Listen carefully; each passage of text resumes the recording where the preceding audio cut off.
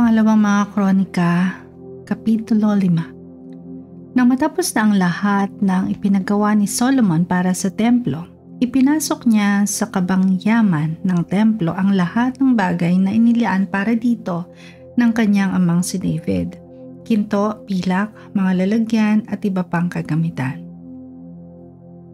Dinala sa templo ang kaba ng tipan. Pinulong ni Solomon sa Jerusalem ang matatandang pinuno ng Israel, ang lahat ng pinuno ng mga lipi at ng mga angkan upang kunin sa Zion, sa lungsod ni David, ang kaba ng tipan. Kaya't nagtipon-tipon ang kalalakihan ng Israel noong 7 buwan, pista ng mga tolda. Pagdating ng pinuno ng Israel, binuhat ng mga Levita ang kaba ng tipan at dinala sa templo. Ipinasok din ng mga pari at ng mga Levita ang toldang tipanan pati ang mga banal na kagamitan nito sa loob ng templo. Pagkatapos, si Haring Solomon at ang buong kapulungan ng Israel ay nagkakatipon sa harap ng kaban ay naghandog ng mga baka at mga tupa na sa dami ay hindi na mabilang. At ipinasok ng mga pari ang kaba ng tipan sa dakong kabanal-banalan. Inilagay nila ito sa ilalim ng mga pakpak ng mga kerubin. Nakabuka ang mga pakpak ng mga kerubin kaya't nalulukuban ng mga iyon ang kaba ng tipan at ang mga pasanan nito. Ang mga pasanan ay lampas sa magkabilang dulo ng kaban at nakikita ito mula sa dakong kabanal-banalan. Ngunit hindi ito nakikita sa labas. Ganito pa rin ang ayos ng lahat ng iyon hanggang ngayon.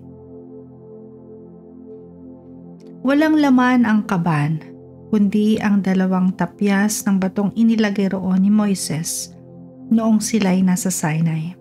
Ito ang mga tapyas ng batong kinasusulatan ng kasunduang ginawa ni Yahweh sa bayang Israel noong umalis sila sa Ehipto. Ang kaluwalhatian ni Yahweh. Ang lahat ng paring naroon, kahit na iba't ibang pangkat, ay naghanda ng kani-kanilang sarili sa paglilingkod.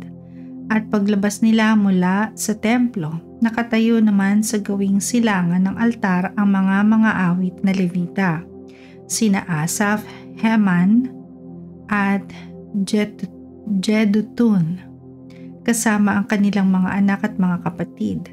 Nakadamit sila ng mamahaling lino at tumutugtog ng pompyang, alpa at lira, kasaliw ng mga trompeta na hinihipan ng 120 pari. Ang mga umiihip ng trompeta at ang mga awit ay sama-samang nagpupuri at nagpapasalamat kay Yahweh. Sa saliw ng mga trompeta, pompyang at iba pang mga instrumento ay inaawit nila ang ganito. Purihin si Yahweh sa kanyang kabutihan. Pag-ibig niya'y tunay, laging tapat kailanman. At ang templo, ang tahanan ng Diyos ay napuno ng ulap. Kaya't ang mga pari hindi nakatagal sa loob upang maglingkod. Napuno ng kaluwalhatian ni Yahweh ang buong templo.